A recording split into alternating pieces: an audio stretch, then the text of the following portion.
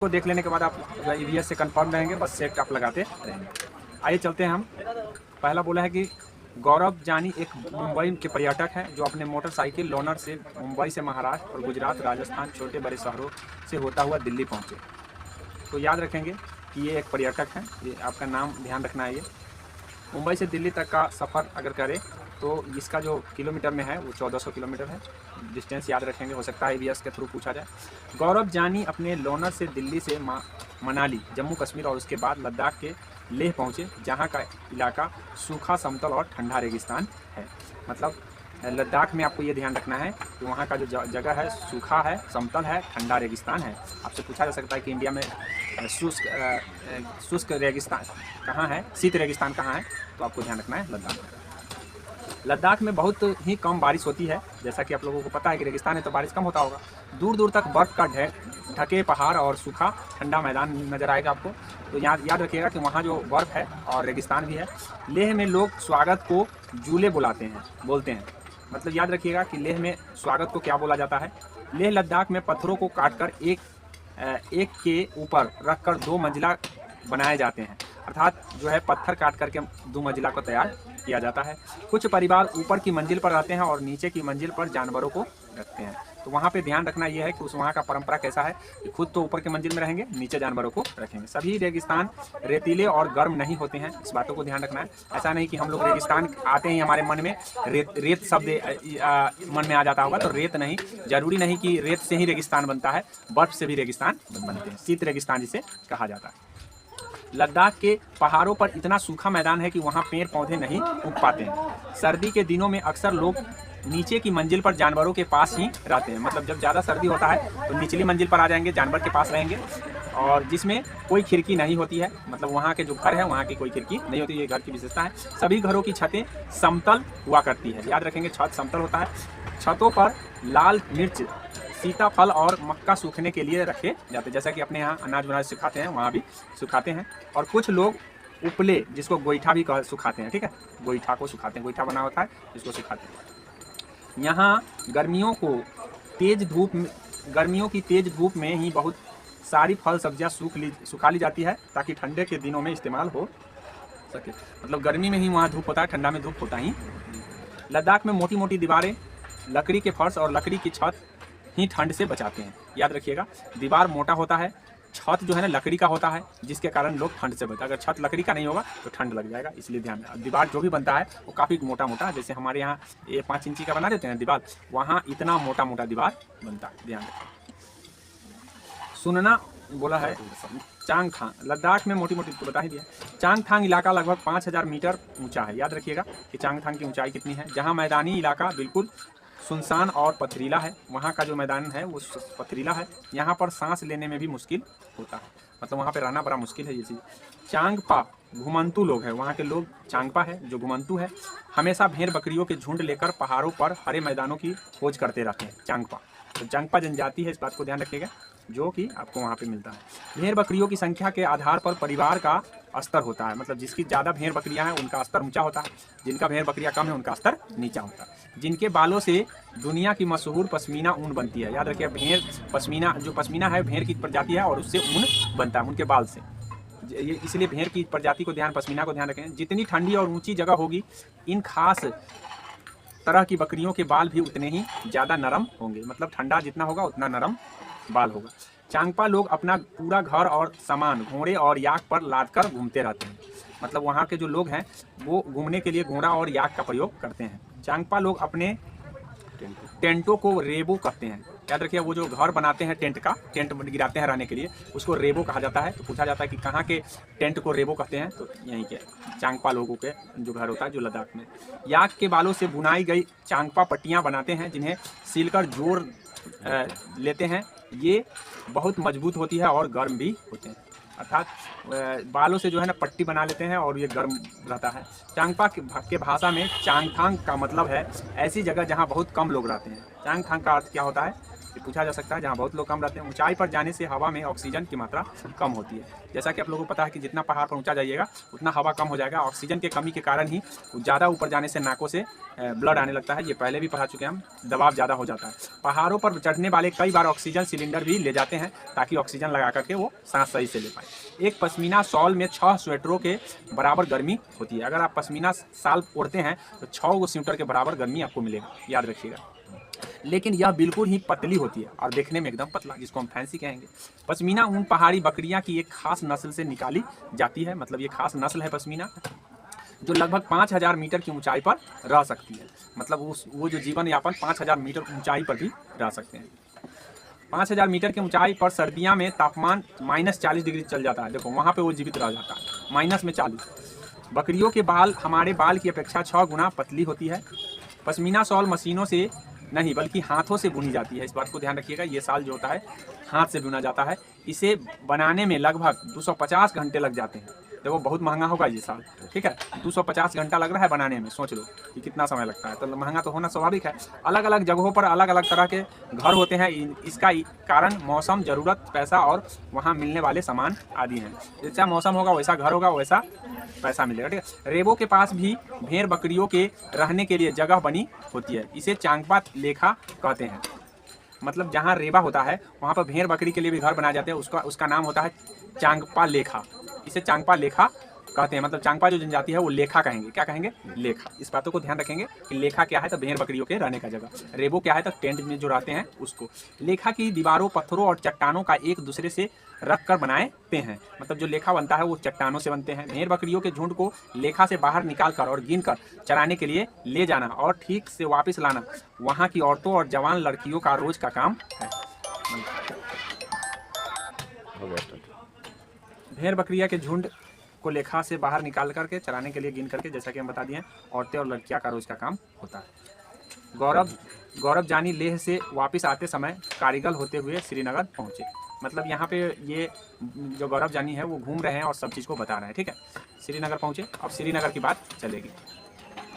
श्रीनगर में बाहर से आए हुए कई टूरिस्ट हाउस बोट में रहते हैं। मतलब वहाँ जो लोग घूमने आते हैं वो सब हाउस बोट में रहते हैं। हाउस बोट और कई बड़े घरों की अंदर की छत पर लकड़ी की सुंदर नक्काशी होती है। मतलब वहाँ के जो छत है उसमें लकड़ी का नक्काशी, मतलब डिजाइन बनाया गया होता है, ठीक है। याद रखिएगा कि कहाँ के घर में लकड़ी की नक्काशी की जाती है, तो श्रीनगर के ध्यान रखेंगे। ठन में एक खास डिजाइन खतमंद है जो जिग्सा पजल जैसा दिखता है। याद रखिएगा ये खतमंद जो है जिग्सा पजल के जैसा दिखता है। श्रीनगर से पुराने घरों की खासियत है जालीदार खिड़कियाँ, ये बाहर की ओर उभरी होती है। तो जालीदार खिड़की कहाँ के घर का खासियत है, याद रखेंगे। इन्हें डब कहते हैं, याद रखिएगा। इस खिड़की को डब कहा जाता है। इनमें बैठकर बाहर का नज़ारा बढ़िया दिखता है। बोट की तरह बने लकड़ी के डोंगे पानी पर तैरते रहते हैं। मतलब जो नाव है उसमें लकड़ी का डोंगा बना रहता है जो पानी पर क्या करता है, तैरता रहता है। इस बातों को ध्यान रखें। श्रीनगर की डल झील और झेलम नदी में इन डोंगों में कई परिवार रहते हैं और उसी डोंगा में परिवार बसते हैं। मकान की तरह इस डोंगे में भी अलग अलग कमरे, जिस तरह से मकान में कमरा बना है उसी तरह से झील में लोग नाव में घर बना करके रहते हैं। सोच लो कैसा जीवन सबका होता होगा। हम लोग तो आसानी जीवन जीते हैं, इतना कष्ट में लोग जीते हैं। पत्थरों को काटकर एक के ऊपर एक रखना बनाया गया घर कश्मीर के गांवों में दिखते हैं। वहाँ के गांव में पत्थर से घर बनाए गए हैं जिस पर मिट्टी की पुताई की जाती है। किसकी पुताई होती है? मिट्टी। मतलब जो पत्थर उस पत्थर पर मिट्टी का पोत देते हैं और लकड़ियाँ का इस्तेमाल भी किया जाता है। कश्मीर में घरों की छत ढलवा होते हैं। याद रखेंगे कि कश्मीर का जो घर का छत होता है ढलवा होता है। यह डिजाइनदार मेहराब खूब बनाए जाते हैं। मेहबारा बनाए जाते हैं। मेहराब होगा, ऐसे यहाँ में स्प्रिंट होगा। तो मेहराब का मतलब होता है ऐसे डिजाइन करके वहाँ पे बनाया जाता है। 26 जनवरी 2001 को गुजरात के भुज इलाके में भयंकर भूकंप आया था। ये डेट याद कर लीजिए कि गुजरात के भुज में कब भूकंप आया था, 2001 में। जब भूकंप आए तो घर से बाहर खुले में निकल जाना चाहिए। मतलब जब भी आपको तो पता ही होना चाहिए, आपको पता ही है कि जब भूकंप आता है तो आपको बाहर रहना चाहिए। अगर घर के बाहर नहीं निकल पाओ तो फर्श पर लेटकर किसी मजबूत चीज़ के नीचे छिप जाना, जैसे टेबल है या चौकी है तो उसके अंदर छिप जाना चाहिए। उसके बाद है मुँह के हवा से हम लोग कभी गर्म तो कभी ठंडा एहसास करते हैं। जैसा कि पता ही होगा कि गर्मी जो मुंह में से जो हवा निकलता है वो गर्म होता है। बलिसियत मियाँ की कहानी हमारे देश के पूर्व राष्ट्रपति जाकिर हुसैन ने बच्चे के लिए लिखे थे। मतलब बच्चा के लिए डॉक्टर जाकिर हुसैन बलिसियत मियाँ का कहानी लिखे थे, याद रखिएगा। वर्धा शहर महाराष्ट्र में पड़ता है, जैसा कि पहले भी आप वर्धा शहर सुने होंगे, जहाँ से भारत छोड़ो आंदोलन की शुरुआत हुई थी। तो वर्धा शहर महाराष्ट्र में ही है। गांधी जी के आश्रम में आने वाले नए मेहमानों को भी खुद से काम करना सिखाना पड़ता है, मतलब सीखना पड़ता था। जो भी मेहमान आते थे, नए आदमी आते थे, सबको खुद से काम सीखना पड़ता था, अर्थात वर्धा में। अब है, भीमराव अंबेडकर ने अपने लोगों पर होने वाले अन्याय के खिलाफ लड़ाई की थी, जैसा कि पता ही है आप लोगों को। इन्हीं की अगुवाई में हमारे देश का संविधान तैयार हुआ था। अफसाना मंसूरी मुंबई की नागपारा बास्केट में ही बॉल एसोसिएशन की सदस्य है। तो कोई अफसाना मंसूरी है जो मुंबई में ही बॉल एसोसिएशन के सदस्य हैं। अफसाना मंसूरी मात्र 13 वर्ष की अवस्था में ही बास्केटबॉल सिखलाने लगी, मतलब खुद दूसरे को सिखाने लगी। अफसाना मंसूरी का परिवार बहुत ही गरीब है। उनकी माँ बर्तन मांजती थी। बच्चू खान प्ले ग्राउंड का नाम मुस्तफ़ा खान के नाम पर पड़ा है। तो बच्चू खान प्ले ग्राउंड जो है मुस्तफ़ा खान के नाम पर पड़ा हुआ है, इस बातों को ध्यान रखेंगे। मुस्तफ़ा खान के बच्चे चाहते थे इसलिए सब बच्चू खान कहने लग गए, ठीक है। मुस्तफ़ा खान चाहते थे इसलिए उनका नाम बच्चू खान हो गया। बच्चू खान प्ले ग्राउंड से आज कई अंतर्राष्ट्रीय खिलाड़ी निकले हैं, मतलब वहाँ से लोग खेल सीख करके निकलते हैं। कुछ खिलाड़ियों को अर्जुन पुरस्कार भी मिला है यहाँ के खिलाड़ी को। खेरी गांव के पास नदी पर एक बहुत बड़ा बांध बनाया गया है। तो याद रखिएगा कि खेरी गांव में एक नदी पर बांध बना है। बांध बनाने के लिए बहुत ज़मीन की आवश्यकता होती है, इस कारण बहुत सारे गाँव को खाली कर दिया जाता है और उन्हें नई जगह पर बसाया जाता है। तो बांध से क्या दुष्परिणाम है, ये बताया गया है कि बांध के क्या दुष्परिणाम हो सकते हैं। गांव को खाली करना पड़ सकता है। बांध बनाने से कुछ लोग को नुकसान हो तो कुछ लोग को फायदा भी होता है, जरूरी नहीं कि सब फायदे हो। बांध बनाकर बिजली उत्पादन भी होती है बांध बनने से। खेरा गाँव के लोगों का भाषा और रहन सहन को देखकर दूसरे गाँव के लोग इनका मजाक उड़ाते थे, मतलब वहाँ के लोग जो है ना मजाक उड़ाते हुए खेरी वालों को बिना बुलाए मेहमान कहकर ही भी उनका मजाक उड़ाते थे। मतलब खेरा के लोग को ज़्यादातर लोग मेहमान कहकर मजाक। जैसा कि यहाँ देख लीजिए, साग सब्जी के लिए मशहूर है इलाका। हर साल अच्छी फसल, कुछ बीज अगले साल के लिए रख लिए जाते हैं।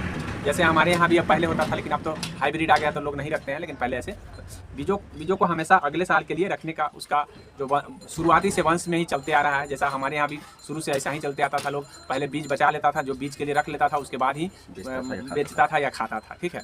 तो ऐसे, लेकिन अब ऐसा नहीं होता, अब तो नए बीज आते हैं, नए रोपे जाते हैं, ठीक है। कीड़ों से बचाने के लिए उसमें नीम की पत्तियाँ बिछा दी जाती है, कीड़ा से बचे रहे इसके लिए नीम की पत्ती।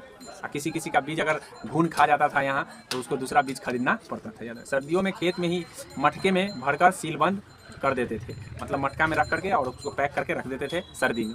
गुजराती में उधियूं का मतलब उल्टा होता है। उधियूं का मतलब, ये गुजराती की बात चल रही है। उधियूं पकाने के लिए सब्जियों को मसालों के साथ एक मटके में भरते हैं और उसको सील बंद करके कोयले के अंगारों में मटके को उल्टा रखकर सब्जी को पकाया जाता है। मतलब उधियूं को पकाने का तरीका बताया कि कैसे पकाया जाता है।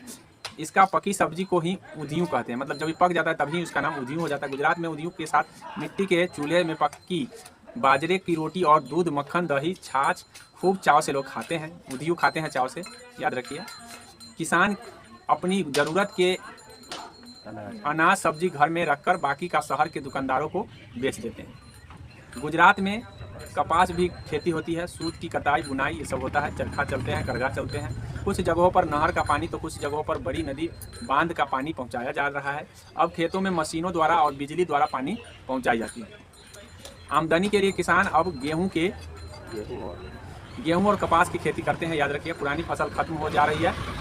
कपास की खेती नहर के पानी से होती है, याद रखिएगा। लागत जो है ना कम लगता है इससे, नहर के पानी से खेती होने से। ज़मीन के बहुत नीचे से पानी खींचकर सिंचाई की जाती है। आधुनिक धान से खेती करने पर खर्च काफ़ी बढ़ जाता है। मतलब अगर आधुनिक ढंग से अगर करेंगे तो ज़्यादा बढ़ जाता है खर्चा। एक ही फसल बार बार उगाने में ज़मीन बंजर भी हो जाते हैं, याद रखना। इसीलिए किसान बैंक के कर्ज में डूब जा रहे हैं। मतलब वहाँ के किसान कर्ज में क्यों डूब रहे हैं? क्योंकि एक ही फसल बार बार उगा रहे हैं, ऐसे में ज़मीन बंजर हो जा रहा है, तो किसान कहाँ से चुकाएगा बैंक का कर्जा। फैक्ट्री में बनी खाद का इस्तेमाल करने से कुछ समय के लिए ज़मीन उपजाऊ बन जाती है, पुनः बंजर हो जाती है। अगर जो फैक्ट्री में जैसे रसायन आता है उसको ज़्यादा प्रयोग करेंगे तो जो है ना बंजर हो जाएगा ज़मीन। खेतों में किसान प्राकृतिक खाद का उपयोग कर और केचुए के द्वारा उपज बढ़ाते हैं। केचुआ प्राकृतिक खाद अगर रखिएगा तो ज़्यादा उपज होगा। केचुआ ज़मीन में छेद बनाते रहते हैं जिससे ज़मीन पोली हो जाती है। इनके केचुए के मल से ज़मीन उपजाऊ हो जाता है, याद रखना। मतलब जो भी वो लैट्रिन कर देगा वो उपजाऊ हो जाएगा, ठीक है। बजरे को ओखली में रखकर मसूल को कूटते हैं, मूसल से कूटते हैं। जैसा कि आप देखे हुए हैं कि चाहे नहीं भी देखे होंगे, ओखली में रख करके कूटा जाता है धान को अपने यहाँ, वहाँ बजरा को कूटा जाता है, ठीक है। उसके दाने बाली से अलग हो जाते हैं कूटने से। और आधुनिक युग में हम थ्रेसर का उपयोग करने लग गए हैं और एक ही काम को अलग अलग तरीके से करने को हम लोग तकनीक कहते हैं। मतलब एक काम को अलग अलग तरीके से करने को हम तकनीक के नाम से जानते हैं। झारखंड के कुछ इलाकों में बच्चे कुडुक भाषा में गीत गाते हुए स्कूल पहुंचते हैं। जंगल को पढ़ना, किताबें पढ़ना जितनी ही ज़रूरी है। मतलब झारखंड में जंगल नहीं पढ़ाइएगा तो हेरा जाइएगा। जितना किताब पढ़ना मेहनत लगता है उतना वहाँ जंगल पढ़ना भी मेहनत है। आदिवासियों को ज़िंदगी जंगलों से ही जुड़ी है, स्वाभाविक है। जिससे ज़िंदगी जुड़ा है तो उसको तो पढ़ना जरूरी है, नहीं तो उसी में हेरा करके रह जाएगा। अगर जंगल नहीं बचेंगे तो हम लोग भी नहीं बचेंगे। आदिवासी लोग कहते हैं सूर्यमणि एक चमकता सितारा, ये झारखंड की रहने वाली है, गर्ल स्टार इसको कहा गया, ठीक है। सूर्यमणि को याद रखिएगा। चमकते सितारे उन साधारण लड़कियों की असाधारण कहानी है जिन्होंने स्कूल जाकर अपनी ज़िंदगी बदल ली। इससे पहले भी मैंने एक गर्ल स्टार की बात की थी और ये झारखंड की गर्ल स्टार है। केवल सैकड़ों पेड़ लगाने से जंगल नहीं बनते, यह तो वहाँ के पेड़ पौधे और जानवरों का ताना है। सूर्यमणि झारखंड जंगल बचाओ आंदोलन का कम वासवी दीदी से जो एक पत्रकार थी उनके साथ मिलकर की थी। मतलब एक पत्रकार जो जिसका नाम है वासवी दीदी, उनसे मिलकर के सूर्यमणि जो जंगल की बचाई थी, ठीक, याद रखिए। सूर्यमणि का साथ उनके बचपन की साथी विजय ने दिया और साथ में मिर्ची नामक एक तोता भी रहता था। आया समझ में? सूर्यमणि का साथी जब वासवी थी, हाँ, सूर्यमणि के साथ उसके बचपन का एक साथी था विजय ने दिया था। मतलब विजय भी उसका साथ दिया था और साथ में मिर्ची नामक और एक तोता भी, मिर्ची नामक एक तोता अच्छा, मिर्ची नामक तोता उसके साथ सूर्यमणि के साथ रहता। मतलब 2 पार्टनर उसका था, एक तो विजय एक मिर्ची। सूर्यमणि 21 साल की थी, याद रखिएगा, जब ये बसावी दीदी और कई लोगों की मदद से एक केंद्र खोला।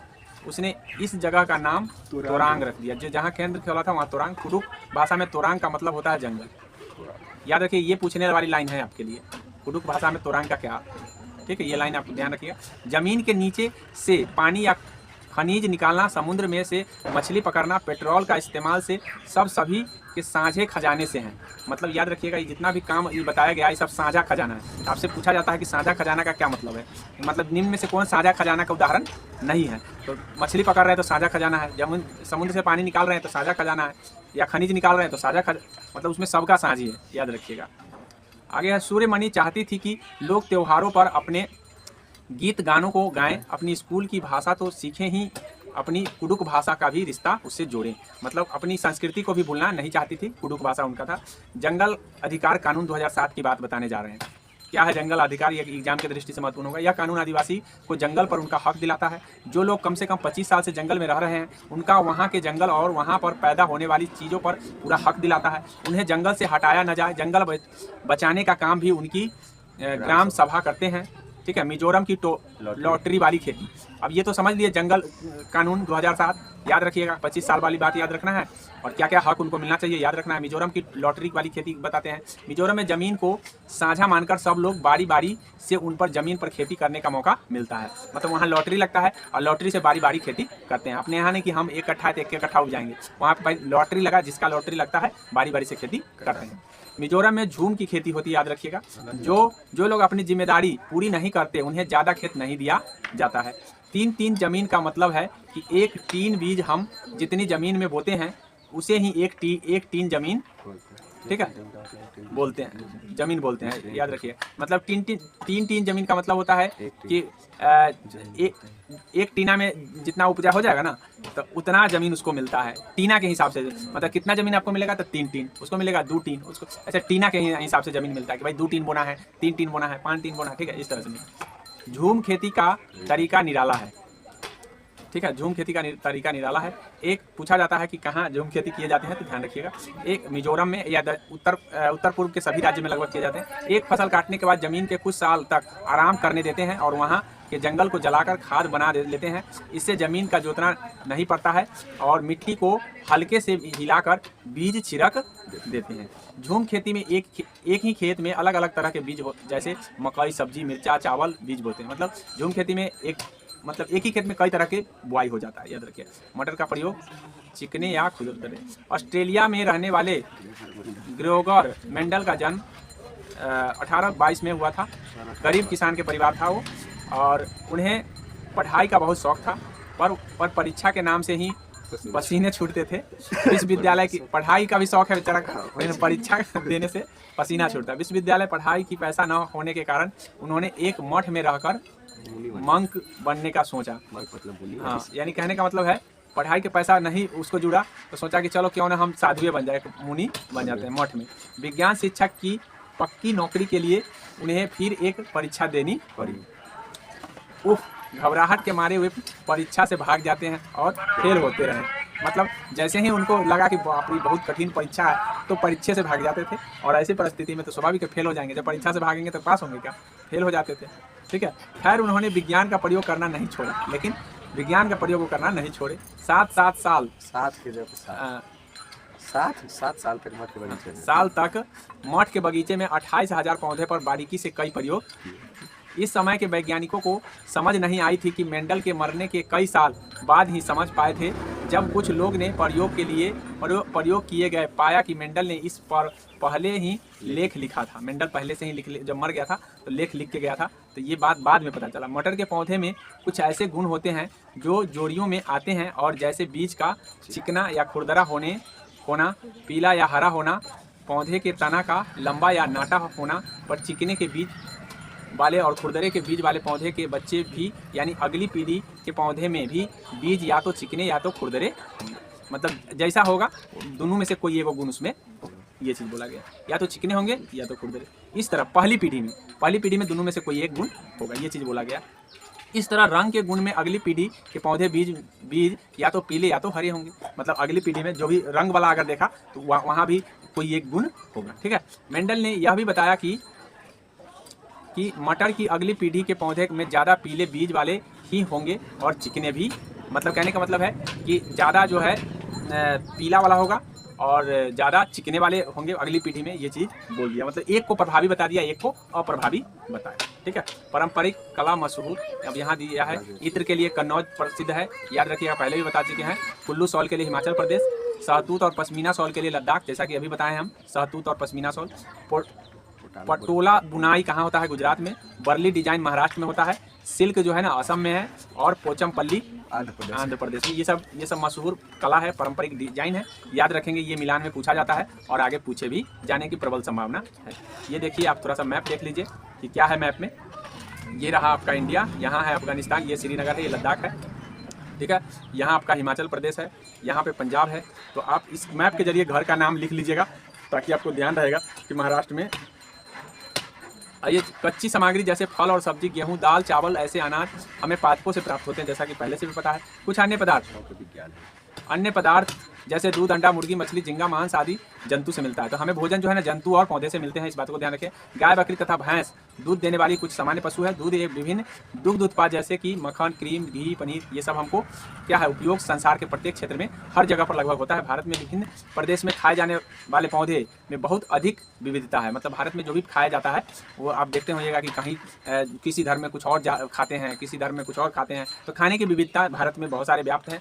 कहीं पे कुत्तों को खा जाता है, तो कहीं पे बकरी सिर्फ खाते हैं, तो कहीं पे मुर्गी खाते हैं। इस तरह से खाने की विविधता देखने को मिलता है। हमारे भोजन के मुख्य स्रोत पौधा और जंतु है, जैसा कि हमने बता दिया। जो जंतु केवल केवल पादप खाते हैं उन्हें शाकाहारी, जैसे मैं आपको पता ही है, गाय हिरन खरगोश हो जाएगा। जो जंतु मांस खाते हैं मांसाहारी, जैसे बाघ शेर तेंदुआ हो जाएगा। सर्वाहारी जो दोनों को खाते हैं, जैसे मैं मनुष्य कौवा, इस सर्वाहारी में आ जाएगा। किसी भी खास सामग्री में मिलाए जाने वाले सामग्रियों को संघटक कहते हैं। मतलब जो खाद्य सामग्री होता है उसमें हम जो मिला देते हैं उसको हम खाद का संगठक कहेंगे। जैसे दूध, चावल, चीनी और पानी खाद्य पदार्थ खीर के संगठक है। मतलब कहने का मतलब है कि दूध, चावल, खीर बनेगा। दूध, चावल जो है से खीर बनेगा, चीनी, पानी से भी खीर बन जाएगा। ठीक है, संगठक कहेंगे, जैसे मिला सामग्रियों को संगठक। हाँ, यानी कहने का दूध, चावल, चीनी सब मिला करके क्या कहेंगे हम? चाय को भी कहेंगे संगठक। तो आपसे पूछा जा सकता है कि खीर का संगठक कौन नहीं है, तो उसमें ऑप्शन के अकॉर्डिंग आपको लगाना है, इसीलिए यहाँ पे दिया है। मतलब ईवीएस के तौर पर आपको दिमाग है कि नहीं कि खीर के संगठक आप पहचानते हैं। बीज, जैसे आप कह देगा कि भाई रोटी का संगठक कौन है, तो रोटी में संगठक कौन? हाँ, बीज से शिशु पौधे का उगना अंकुरन कहलाता है। मतलब बीज से निकलना, छोटा पौधा निकलना अंकुरन है। मधुमक्खियों द्वारा इकट्ठा की गई फूलों के मीठे रस का मकरंद, जिसको नेक्टर कहते हैं, जो बाद में शहद बन जाता है। मतलब नेक्टर ही बाद में शहद बनता है। पादपों के वे भाग जिन्हें खाया या पकाया जाता है, खाने भाग वाला भाग कहते हैं। खाद्य भाग जिसको कहा जाता है, जैसे मैं आपको दिया है, फल, फूल, पत्ता, जड़, तना, सब हम खाते हैं। पादप और जंतुओं खाद्य पदार्थ चिकन करी के प्रमुख संगठक है। पादप हो गया, जंतु हो गया। ये खाद्य पदार्थ चिकन करी, मतलब सुने होंगे कि क्या खाए हो, चिकन भोटा खाए हो कि चिकन करी खाए हो, ये सब खाद्य पदार्थ का संगठक है। मधुमक्खियाँ अपनी शहद अपने द्वारा बनाए गए छत्ते में इकट्ठा करते हैं, जैसा पहले भी बता दिए हैं। प्रोटीन, कार्बोहाइड्रेट, वसा, विटामिन, खनिज, लवणों के पोषक तत्व कहते हैं। मतलब ये सब पोषक तत्व में कौन कौन आते हैं, तो प्रोटीन आते हैं, कार्बोहाइड्रेट, वसा, विटामिन, खनिज, लवण। विटामिन हमें क्या करता है, रोगों से बचाते हैं और हमारे शरीर की रक्षा करते हैं। रोगों से शरीर की रक्षा भी करते हैं। वे तत्व जो हमें वृद्धि और कार्य करने के लिए ऊर्जा देते हैं उन्हें हम पोषक कहते हैं। जो तत्व हमको बढ़ने के लिए, जो हमें कार्य करने के लिए क्षमता या ऊर्जा दे, उनको हम क्या कहते हैं, पोषक। विटामिन हमारे आँखों, अस्थियों, दांत और मसूड़ों के स्वास्थ्य रखने के में सहायक होता है। मतलब विटामिन हमें किसको स्वस्थ रखता है, तो हड्डी हो गया, दांत हो गया, मसूड़ हो गया, आंख हो गया, इन सबको विटामिन से ही आपका सही रहेगा। विटामिन लेना बंद कीजिएगा, यही सब डैमेज हो जाएगा, जिसमें रोग हो जाते हैं। प्रोटीन शरीर में वृद्धि करने में मदद करता है, और शरीर को अगर ज़्यादा बढ़ाना है तो आपको प्रोटीन लेना जरूरी है। अगर प्रोटीन नहीं लेंगे तो शरीर जल्दी बढ़ेगा नहीं। और घायल ऊतकों को मरम्मत करने में भी प्रोटीन काम में आता है। तो आपसे पूछा जाता है कि कौन सा पोषक तत्व मरम्मत करने वाला है, तो प्रोटीन है। वसा और कार्बोहाइड्रेट हमें एनर्जी देता है, याद रखिएगा। ऊर्जा हमें वसा और कार्बोहाइड्रेट देता है। तो सब पोषक तत्व का काम अलग अलग है, काम को ध्यान रखना है। फलों और सब्जियों के छिलकों में एक विशेष प्रकार का कार्बोहाइड्रेट पाया जाता है, जिसे हम रुचांश कहते हैं। याद रखिएगा, रुचांश क्या है, तो छिलका है फल या सब्जी का। संतुलित आहार हमें संतुलित मात्रा में ऊर्जा, ताकत और हमारे शरीर को वृद्धि करते हैं। मतलब अगर हमारा आहार सही है तो शरीर हमारा, ताकत हमारा बढ़ेगा और हमें विभिन्न रोगों से बचाएगा, हमारे शरीर के चुस्त और तंदुरुस्त रखेगा, मतलब ठीक ठाक रखेगा। विटामिन के एक समूह को विटामिन बी कॉम्प्लेक्स भी कहा जाता है। मतलब पूरे विटामिन समूह को हम बी कॉम्प्लेक्स कहते हैं। आहार जिसमें सभी आवश्यक पोषक तत्व, रुचांश, जल उचित मात्रा में हो, उसे हम संतुलित आहार कहेंगे। मतलब संतुलित आहार में रुचांश भी जरूरी है। अगर रुचांश हम नहीं लेंगे, जैसे बहुत आदमी का शौक होता है कि हम छील के हम मूली खाएं, छील के गाजर खाएं, तो वो संतुलित आहार नहीं ले पा रहा है, क्योंकि उसमें का जो छिलका है उसमें भी रुचांश है, जो तुम्हारे शरीर के लिए संतुलित आहार में काम आते हैं। कच्ची सामग्रियों में हमारे शरीर के लिए कुछ आवश्यक घटक होते हैं। इन घटकों को हम पोषक कहते हैं। हमारे भोजन में मुख्य पोषक जो है दिया गया है, कार्बोहाइड्रेट, प्रोटीन, वसा, विटामिन तथा खनिज लवण, ये हमारे पोषक तत्व हैं। हमारे भोजन में पाए जाने वाले मुख्य कार्बोहाइड्रेट मंड तथा शर्करा के रूप में होते हैं। मतलब जो हमारा भोजन होता है, वो भोजन का जो कार्बोहाइड्रेट है वो किस रूप में रहता है, तो मंड में और शर्करा, दो रूप में रहते हैं। यदि खाद्य पदार्थों को प्रोटीन टेस्ट के दौरान खाद्य पदार्थ में बैगनी रंग का होना प्रोटीन की उपस्थिति को दर्शाता है। मतलब कहने का मतलब है कि आपसे पूछा जाएगा कि कैसे पता चलेगा कि प्रोटीन है कि नहीं है खाद्य पदार्थ में, तो अगर वो गिरने से बैगनी रंग बन गया तो समझ जाइए कि उसमें खाद्य पदार्थ मतलब प्रोटीन है। वसा एवं कार्बोहाइड्रेट युक्त भोजन ऊर्जा देने वाला भोजन भी है, जैसे कि पहले भी बता दिए हैं। प्रोटीन की आवश्यकता शरीर के स्वस्थ रखने के लिए, प्रोटीन युक्त भोजन को प्रायः शरीर वर्धक भी कहा जा सकता है। विटामिन के कई प्रकार होते हैं, जैसे vitamin A, vitamin B, vitamin C, vitamin D, vitamin E, vitamin K, ये सब विटामिन के प्रकार है। हमारे शरीर के सभी प्रकार के विटामिनों की जरूरत होती है। किसी भी विटामिन की कमी से बीमारी हो सकता है। विटामिन ए हमें त्वचा का स्वस्थ रखता है, वही विटामिन सी हमें रोगों से लड़ने और हमारी मदद करता है। तो याद रखिएगा, इम्यून सिस्टम कौन बनाता है, तो विटामिन सी ही बनाते हैं, क्योंकि वो रोगों से लड़ने की क्षमता हमें देता है। विटामिन डी हमारी हड्डी और दांत, कैल्शियम का उपयोग करने में मदद करता है। तो इस तरह से आपको ध्यान रखना है कि विटामिन हमारे लिए कितने काम के हैं। हमारे शरीर में खनिज लवणों की आवश्यकता अल्प मात्रा में होती है। मतलब जो भी खनिज है हमको नाम मात्र की चाहिए, अगर वही नाम मात्र का खनिज नहीं मिलेगा तो हमारे शरीर में बीमारी हो सकता है। शरीर के उचित विकास तथा अच्छे स्वास्थ्य के लिए प्रत्येक खनिज लवण की जरूरत होती है। अधिकांश खाद्य पदार्थ में एक से अधिक पोषक तत्व होते हैं। मतलब हम जो खाना खाते हैं तो जरूरी नहीं कि हम एक ही चीज़ खाते हैं, कई पोषक तत्वों को हम खा लेते हैं। भोजनों के अलावा हमारे शरीर का आहारी रेशें तथा जल की भी आवश्यकता जरूरी है। मतलब हम रेशा वाला अगर खाना, जैसे छिलका वाला खाना खाएंगे, वो रेशा होता है, तो वो भी ज़रूरत है, और साथ में जल भी ज़रूरत है। बिना जल और बिना रेशे के हमारा शरीर स्वस्थ नहीं रहेगा। आप चावल में कार्बोहाइड्रेट की मात्रा दूसरे पोषक से अधिक होती है। मतलब सबसे ज़्यादा अगर कार्बोहाइड्रेट पाया जाता है तो चावल में पाया जाता है। इस आधार पर हम यह कह सकते हैं कि चावल कार्बोहाइड्रेट का समृद्ध भोजन है। तो आपसे पूछा जा सकता है कि चावल में कौन सबसे ज़्यादा मात्रा में होता है, तो आप कह सकते हैं कि कार्बोहाइड्रेट। हमारे रेशे रुक्षांश के नाम से भी जाने जाते हैं। जैसा कि हम अभी बताएं कि रेशे को ही रुक्षांश कहा जाता है। हमारे खाने में रुक्षांश की पूर्ति मुख्यतः पादप उत्पादकों से ही होता है। अर्थात हम फल खाते हैं तो उसके छिलका रहता है, सब्जियां भी मतलब हम कच्चा अगर मूली खाते हैं, गाजर खाते हैं तो उसमें भी रुक्षांश रहते हैं, खीरा खाते हैं तो उसमें भी रुक्षांश होता है। रुक्षांश मुख्य स्रोत साबुत खाद्यान्न, दाल, आलू, ताजे फल और सब्जियां में भी होते हैं। अर्थात दाल के छिलके में भी रुक्षांश होते हैं, याद रखिएगा। तो ये सब रुक्षांश पाए जाते हैं। आलू के छिलके में भी रुक्षांश होते हैं। बोला है रुक्षांश हमारे शरीर के कोई पोषण नहीं है। ऐसा नहीं कि रुक्षांश आप पोषण में समझ लीजिए, पोषण नहीं है, लेकिन शरीर के लिए जरूरी है। फिर भी यह हमारे भोजन के आवश्यक अवयव है। आपको पूछ देगा कि भोजन के अवयव कौन है, अगर रुक्षांश रहेगा तो रुक्षांश को भी लगाना है। अगर मान लीजिए कि पोषक पूछ देगा तो रुक्षांश नहीं है। इस बातों को ध्यान रखना है, ठीक है। और इसका आयतन बढ़ा देता है। रुक्षांश बिना पचे भोजन के बाहर निकलने में हमारी शरीर की सहायता करता है। अर्थात जो हमारे शरीर में भोजन नहीं पचता है उसको बाहर निकालने का काम रुक्षांश ही करता है। अगर रुक्षांश नहीं होगा तो वही गैस्ट्रिक प्रॉब्लम शरीर में, पेट में होने लगता है। तब डॉक्टर कहते हैं चूर्ण पीजिए या खूब फल खाइए, सब्जी खाइए, इसलिए कहते हैं ताकि वो उसको रुक्षांश मिले और रुक्षांश से जितना भी अपच्य भोजन है वो शरीर से बाहर निकल जाए। जल भोजन में उपस्थित पोषक को अवशोषित करने में हमारे शरीर में सहायता करता है। अर्थात हमारे शरीर में दो तरह के भोजन होते हैं, एक तो पच गया, एक नहीं पचा। नहीं पचा वो रुक्षांश निकाला, और पच गया उसको लेने में मदद जल करता है, याद रखिए। इसीलिए डॉक्टर बोलते हैं कि खूब पानी पियो। खूब पानी पीने का मतलब है जितना पियोगे तुम्हारे भोजन का पचा हुआ चीज उतना ही अवशोषण हो जाएगा और शरीर जो है ना तंदुरुस्त हो जाएगा। इसीलिए देखते होंगे जो खूब पानी लेता है उसका शरीर अच्छा रहता है। कुछ अवशिष्ट पदार्थ जैसे मूत्र तथा पसीने के शरीर से बाहर निकलने में सहायता करते हैं, और इस तरह से कुछ जो खराब पदार्थ है हमारे पसीने से भी निकल जाते हैं, मूत्र के जरिए भी बाहर निकल जाते हैं। पोषक के अलावा हमारे शरीर के आहारों में रेशों तथा जल की आवश्यकता है। प्रचुर मात्रा में पाए जाने वाले पोषक तत्व दिया गया है। जैसे अगर हम घी खाते हैं तो उसमें वसा, दूध खाते हैं तो उसमें वसा होता है, चावल आलू खाते हैं तो उसमें मंड होता है, अगर सब्जी फल खाते हैं तो आहारी रेशे होते हैं, और पनीर और राजमा खाते हैं तो उसमें प्रोटीन होते हैं। अगर शरीर को बढ़ाना है तो पनीर और राजमा खाइए। अगर आप शरीर में गैस्ट्रिक प्रॉब्लम है तो आप आहारी रेशे खाइए। अगर आप शरीर को में वसा चाहते हैं, खूब चर्बी चाहते हैं तो मंड, चावल और आलू खाइए। अगर आप वसा चाहते हैं तो घी और दूध खाइए। तो इस तरह से आपको ध्यान रखना है। रिकेट्स जो है ना विटामिन डी के अभाव से हो जाता है। मतलब रिकेट्स एक बीमारी, जैसा कि पहले भी पता होगा आपको कि विटामिन डी की कमी से रिकेट्स होता है। विटामिन बी की कमी से बेरी हो जाएगा, और विटामिन सी की कमी से स्कर्वी हो जाता है। ये सब पहले भी आपको पता होगा। हमारे भोजन में विटामिन ए के अभाव से रतौंधी हो जाता है। विटामिन दो प्रकार के होते हैं, एक जल में घुलने वाला, एक जल में नहीं घुलने वाला। अगर बी और सी की बात कर ले तो जल में घुल जाता है, बाद बाकी कोई भी विटामिन बी जल में नहीं घुलता है। तो जल में घुलने वाले, नहीं घुलने वाले इस तरह से याद रखेंगे। हाँ, जो जल में नहीं घुलते हैं वो वसा में घुलते हैं। तभी तो घुलेंगे, तभी तो हमारे शरीर उसका उपयोग कर पाएगा। तो कहीं ना कहीं घुलना ही पड़ेगा। जैसे हमारे शरीर हम खाते हैं तो हमारे शरीर में वसा है जो विटामिन को घुला करके अपने में जितना जरूरत होता है वो ले लेता है। हमारे भोजन के कुछ नमूना या कच्ची सामग्री लेते हैं, इनमें 2 से 3 बूंद आयोडीन विलयन की डालते हैं। यदि इसका रंग काला नीला अगर पड़ जाता है तो यह दर्शाता है कि इसमें स्टार्च है। तो स्टार्च की जांच क्या करते हैं हम? आयोडीन की विलयन से करते हैं। याद रखिए, पूछा जाता है कि किसी भोजन में स्टार्च है या नहीं है, इसकी पता लगाने के लिए आयोडीन का विलयन, और आयोडीन जब डालते हैं तो कौन सा रंग दिखाई दे, काला या नीला। याद रखेंगे, ये सब पूछा गया है एग्जाम में। वे रोग जो लंबे समय तक से पोषण तत्व की कमी के कारण होते हैं अभाव जनित रोग कहलाते हैं। मतलब अगर कोई लंबे समय से पोषक नहीं मिला है तो वैसे रोग को, उसके कारण जो रोग हो जाएगा तो उसको हम अभाव जनित रोग के नाम से जानते हैं।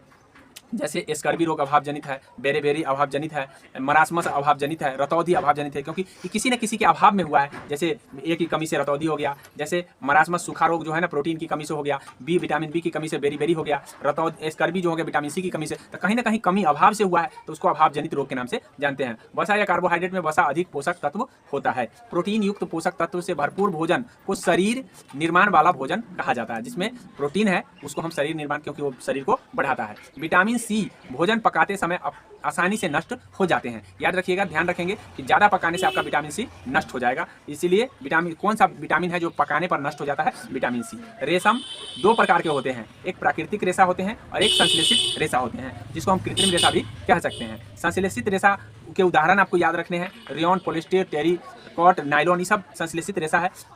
कुछ वस्त्रों में जैसे सूती, जूट, रेशमी तथा ऊनी के तंतु पादपों तथा जंतुओं से प्राप्त होते हैं। मतलब कुछ जो वस्त्र हैं हमें जंतु से प्राप्त होते हैं, इन्हें प्राकृतिक जंतु कहा जाता है, जैसे कपास, ऊन, रेशम। ये सब जो हमें प्राकृतिक चीज़ों से प्राप्त होता है उसको प्राकृतिक रेशा, जो मानव बनाते हैं उसको मानव निर्मित रेशा, जैसे पॉलिस्टर, टेरिकोट, नायलॉन, एक्रेलिक, ये सब जो है ना आपको कृत्रिम रेशा के अंतर्गत आते हैं। कपास से बीजों को कंतक द्वारा पृथक किया जाता है। मतलब अगर कपास से बीज को अलग करना है तो उसको कंकतन से अलग करते हैं। इस प्रक्रिया को कपास को ओटना कहा जाता है। ओटना क्या है? बीज से कपास को अलग करना। इस बात को ध्यान रखिएगा। रेशे से धागा बनाने की प्रक्रिया कताई कहलाती है। कताई के लिए एक सरल युक्ति हस्त तकुआ का उपयोग किया जाता है। मतलब हाथ के तकुआ का प्रयोग जो है कताई में काम आते हैं, जिसे तकली कहते हैं। हाथ से उपयोग होने वाली कताई युक्ति का नाम चरखा है। जो हाथ से प्रयोग होता है उसका नाम चरखा है। धागों से बेफ 2 सेटों को आपस में व्यवस्थित करके वस्त्र बनाने की प्रक्रिया को बुनाई कहते हैं।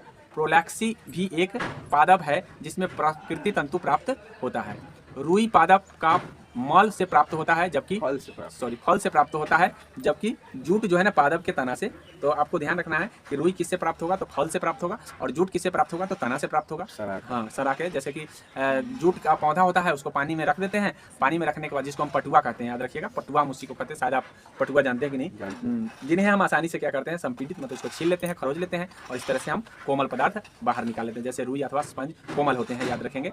जिन्हें संपीड़ित करना कठिन होता है कठोर पदार्थ कहलाती है। अर्थात कठोर पदार्थ को संपीड़ित नहीं किया जा सकता, जबकि जो मुलायम है उसको हम संपीड़ित करके रख सकते हैं। उदाहरण के लिए लकड़ी कठोर है। वे पदार्थ जो जल में पूर्णतः घुल जाते हैं, लुप्त हो जाते हैं, जैसे नमक और चीनी। नमक और चीनी जल में लुप्त होने वाले हैं। वे पदार्थ जो जल में पूर्णतः नहीं घुलते हैं, गिलास में विलापित करने पर जल में लुप्त नहीं होते हैं, अविलय पदार्थ कहलाते हैं। जैसे रेत और कांच, वो कभी घुलते नहीं है। मछली अपने गील से सांस लेता है, याद रखिएगा। मछली किससे सांस लेता है? गील या गरफरा, उसी को कहते हैं। किसी सजीव का वह परिवेश जिनमें वह रहता है उसको आवास कहते हैं, याद रखिएगा। पूछा जाता है कि निम्न में आवास कौन है, आवास को क्या कहते हैं? तो सजीव जहाँ वो रहता है, अपना परिवेश बनाया हुआ है, उस परिवेश का नाम आवास है। जिन विशिष्ट संरचनाओं अथवा स्वभाव की उपस्थिति किसी पौधे अथवा जंतुओं को उसके परिवेश में रहने योग्य बनाती है, अनुकूलन कहलाती है। मतलब जैसे कहने का मतलब हम यहाँ पे परिवेश में तभी रहेंगे जब हम उस लायक महसूस करेंगे। तो महसूस करने की परिस्थिति जो होगी, उस परिस्थिति को अनुकूलन के नाम से जानते हैं। स्थल पर पाए जाने वाले पौधे एवं जंतुओं को के आवास को स्थलीय आवास कहेंगे। जल में पाए जाने वाले को जलीय आवास। आवास में पाए जाने वाले सभी जीव, जैसे कि पौधे एवं जंतु, सूक्ष्म जीव उसके जैव घटक हैं। चट्टान, मिट्टी, वायु एवं जल जैसी अनेक निर्जीव वस्तुएं आवास के अजैव घटक भी है। तो याद रखिए, जैव घटक वे है जो जीवित है, और जो मृत है, जैसे में चट्टान हो गया, मिट्टी हो गया, वायु हो गया, जल हो गया, ये सब अजैव घटक के अंतर्गत आते हैं। आपसे पूछा जाएगा डायरेक्टली कि अजैव घटक में कौन कौन आते हैं, तो ये ध्यान रखना है, ठीक है। सूर्य का प्रकाश एवं उष्मा भी परिवेश के अजैव घटक है। कभी कभी प्रकाश भी पूछ देगा, कभी कभी उष्मा भी पूछ देगा, तो ये सब अजैव घटक के उदाहरण है। डॉल्फिन एवं व्हेल जैसे कुछ जंतु गील नहीं होते हैं। मतलब गलफरा डॉल्फिन और व्हेल में नहीं होता है, इस बातों को ध्यान रखेंगे, नहीं होते हैं। ये शीर्ष पर स्थिर नास द्वार अथवा वात छिद्रों द्वारा श्वास लेते हैं। मतलब ये जो सांस लेता है, फिर गलफारा नहीं होता तो पानी में रहता कैसे है? तो इसके सिर पर होता है छेद, जिसके कारण ये ऊपरे रहेगा, और यहाँ पे जो है इस छेद से सांस लेता है। याद रखिए, इसे यही कारण है कि ये बार बार ऊपर आता रहेगा। ऊपर नहीं आएगा तो मर जाएगा। ऊपर आने का मेन रीजन है कि ऊपर आएगा, एक बार सांस भर लेगा, बहुत देर तक सांस लेने के बिना रह लेता है। यही कारण है कि बार बार गील और व्हेल ऊपर आते रहते हैं और इसके सिर से सांस ले लेते हैं। गलफरा इसमें नहीं पाया जाता। इस बातों को ध्यान रखेंगे। उसके बाद मैं कहाँ पर था? हाँ, उसके बाद हमारे शरीर में कुछ अपशिष्ट पदार्थ उत्पन्न होते हैं, जो खराब पदार्थ बनते हैं, जिसको हम अपशिष्ट कहते हैं, और उसका निष्कासन होना जरूरी है। निष्कासन की प्रक्रिया को हम उत्सर्जन कहते हैं, जैसा कि पहले भी बायोलॉजी में आप जान चुके होंगे। वातावरण में होने वाले इन परिवर्तनों को उद्दीपन कहते हैं।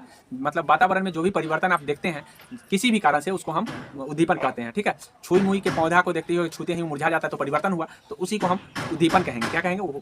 मरुस्थलीय पौधे नागफनी और बबूल है। मरुस्थलीय पौधे की बात करें तो नागफनी और बबूल है। बबूल जो है ना मरुस्थलीय पौधे। अल्प अवधि में किसी एक जीव के शरीर में होने वाले छोटे छोटे परिवर्तन को पर्यानुकूलन कहते हैं। मतलब पर्यानुकूलन का क्या मतलब है? तो जो हम रह रहे हैं, कम समय में रह रहे हैं और परिवर्तन देख रहे हैं, तो ऐसे परिवर्तन को हम पर्यानुकूलन कहते हैं। नागफनी एक मरुस्थलीय पौधा, जैसा पहले भी बता चुके हैं। पत्तियां, जिसमें पत्तियां या अनुपस्थित, मतलब इसमें पत्ती नहीं होता है अथवा बहुत छोटी होती है, होती भी है तो बहुत छोटी है। इसमें पत्तियां से होने वाले वाष्पोत्सर्जन में होने वाला जल ह्रास में कमी आती है। अर्थात कहने का मतलब छोटा पत्ता इसलिए होता है ताकि जल ह्रास जल्दी ना हो। नागफनी में पत्ती जैसे जिस संरचना को आप देखते हैं वह वास्तव में इसका तना है। इन पौधों में प्रकाश संश्लेषण समानतः तने में होता है। याद रखिएगा, नागफनी में तना से प्रकाश संश्लेषण होता है और जो इनका पत्ता है वो तना का ही संश्लेषित मतलब परिवर्तित रूप है। तो पूछा गया है एग्जाम में कि किस पौधे में जो है ना पत्ता तना का या उसका पत्ता जो है ना तना का परिवर्तित रूप है, ऐसे पूछा जाता है। इस बातों को ध्यान रखें। तना एवं मोटी मोमी परत से ढका होता है जिसमें पौधे को जल संरक्षण में सहायता मिलती है। इस प्रकार नागफनी मरुस्थल में जीवित रहने के लिए अनुकूलन करता है। मतलब यही कारण है कि नागफनी का पौधा मरुस्थल में जीवित रहता है, क्योंकि वो जो है ना उसका पत्ते नहीं होता है और पत्ता होता भी है तो वो तना वाला पत्ता होता है, जिसके कारण वो जल्दी वाष्पोत्सर्जन जल को नहीं निकाल पाता है और जल बचा रहता है। पर्वतीय क्षेत्र में पाए जाने वाले जंतु भी वहाँ की परिस्थितियों के प्रति अनुकूलित रहते हैं। उनकी मोटी त्वचा या फर ठंड से उनका बचाव करती है। मतलब फर जो है ना, फर उसमें रहता है, मोटी त्वचा जिसको कहते हैं, तो वही ठंड से उसको बचाता रहता है पहाड़ पर, और शरीर में गर्म रख करने की क्षमता इसीलिए आ जाते हैं। जैसे कि पहाड़ी तेंदुए का शरीर जो है ना फर मोटा होता है। स्क्विम एवं ऑक्टोपस स्क्विस एवं ऑक्टोपस समुद्री जंतुओं का शरीर आमतौर पर धारा रेखीय नहीं होता, क्योंकि यह वह समुद्र की गहराइयों के तलहटी में रहते हैं। मतलब बहुत ऐसे जीव होते हैं जिनका जो शरीर होता है उस पर धारी बना रहता है। देखते हुए मछली के शरीर पर धारी बना रहता है, लेकिन जो है ऑक्टोपस और स्क्विस है उस पर धारी नहीं देखने को मिलेगा। क्यों? क्योंकि वो समुद्र के गहराई में रहता है, गहराई के कारण उस पर दाब ज़्यादा होता है, इसके कारण उनका धारी खत्म हो जाता है। इस बातों को ध्यान रखेंगे। उसके बाद आपको मैं बता दूं, कुछ जलीय पौधे का तना लंबा, खोखला एवं हल्का होता है। जो जलीय पौधे होंगे उनका तना लंबा होगा, खोखला होगा और हल्का होगा। केचुआ त्वचा द्वारा सांस लेता है, जैसा कि आपको पता है। मछली गिल द्वारा एवं पत्तियां सूक्ष्म रंध्रों द्वारा वायु से अंदर लेते हैं। तो पत्ती जो होता है अपने रंध्र से वायु को अंदर लेते हैं। हर एक एवं कोमल तने वाले पौधे को साग कहते हैं। ठीक है, सोचते हुए कि साग लाया है, तो साग जो है ना, साग कोई साग कहा जाता है, तो जो हरा होता है और कोमल होता है उसी का हम लोग साग बनाते हैं। जैसे खेसारी कोमल रहेगा, जैसे में पालक भी कोमल रहेगा। तो इस तरह से आप देखते हो। जल तथा खनिज तने की पतली नलिकाओं द्वारा पत्तियों तथा पौधों के अन्य भागों तक पहुंच पाते हैं। मतलब जल में पतली नाली होती है जिसके कारण जो है अंदर जा पाता है। पत्तियां के चपेट हरे भाग को फलक कहते हैं, जिनमें पौधे की जड़ें अंदर तक जाती है, उसे मूसला जड़ कहते हैं, तथा उनका छोटी जड़ को पार्श्व जड़ कहते हैं। याद रखिए, जो जड़ अंदर तक जाएगा उसको मूसला जड़, और जो जड़ ऊपर ही रहेगा उसको झकरा जड़, जिसको हम पार्श्व जड़ कहते हैं। जिसका सभी जड़ें एक समान दिखाई देती है उन्हें हम झकरा जड़ या रेशे जड़ कहते हैं। मतलब 3 तरह का जड़ यहाँ बताया है। यहाँ बोला है कि भाई एक वो अंदर जड़ चला गया, तो इसका नाम क्या होगा? इसका नाम मूसला जड़ होगा। एक जड़ होगा जो ऊपरी रह जाएगा, तो इसको हम क्या कहेंगे? पार्श्व जड़ कहेंगे। मतलब एक आध गो जड़ जो है ना ऊपर ही रह जाता है, जिसको हम पार्श्व जड़ कहते हैं। और कुछ जड़ जो है ना एक ही ढंग का सब जगह चारों तरफ से जाल जैसा बना लेगा, उसको हम झकरा जड़ कहेंगे। याद रखिएगा। तो पुष्प के केंद्रों में स्थित भाग को स्त्री केसर कहते हैं। और कुछ जड़ों जैसे गाजर, मूली, शकरकंद, सलजम, टेपियोका आदि को खाया जाता है। मतलब कुछ ऐसे पौधे हैं जिसको हम जड़ खाते हैं, जैसे गाजर हो गया, मूली हो गया, शकरकंद हो गया, सलजम हो गया, टेपियोका हो गया। ये जड़ भाग है खाने वाले। इस बातों को साइकिल, बस, कार, बैलगाड़ी, नाव, पानी जहाज, हवाई जहाज आदि हमारे यातायात के लिए प्रमुख है। साइकिल, मोटर बाइक, कार, बस, रेलगाड़ी सड़क परिवहन के साधन है। याद रखिएगा, पूछा जाता है सड़क परिवहन के साधन कौन है? तो जो सड़क पर चलते हैं। हेलीकॉप्टर, जेट, विमान, हवाई जहाज आदि ये सब वायु परिवहन के साधन है। नाव, स्टीमर, पानी जहाज ये सब जल संसाधन के है। मापन के निश्चित राशि को मात्रक कहते हैं। किसी भी माप के परिणाम को 2 भागों में व्यक्त किया जाता है, एक संख्या भाग और दूसरा मात्रक भाग।